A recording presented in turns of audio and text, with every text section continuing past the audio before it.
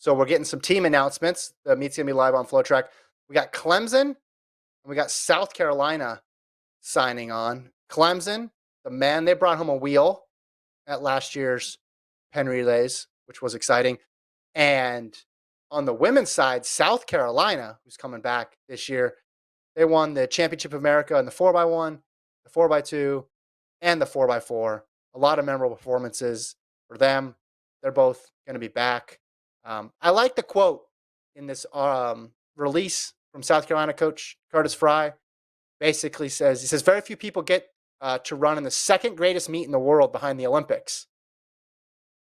Penn Relays, second greatest meet in the world behind the Olympics. I mean, I know you're obviously a big Philly guy, so you're gonna echo that sentiment. But I gotta say, after being there last year, the desire to win with all those teams for what is basically a meet in the middle of the season was so awesome to see.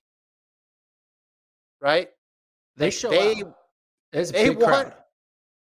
And the pressure, the intensity. Like, we've been to a ton of regular season track and field meets.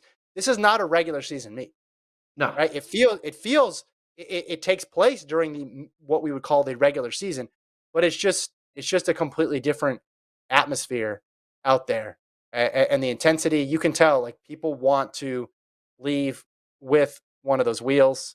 At the end of his quote, he says, you hear of people saying, I attended the Penn Relays that are 80 to 90 years old. There's no other track event in America like the Penn Relays. Hard to argue with that. I love it. And South Carolina women, they were classic with great one-liner reactions in the post-race interviews. Interviews was just like, we got to go back into the archives and compile all the best interview moments of South Carolina. We'll turn that into a little highlight reel later on this year. It'll be fun. For sure.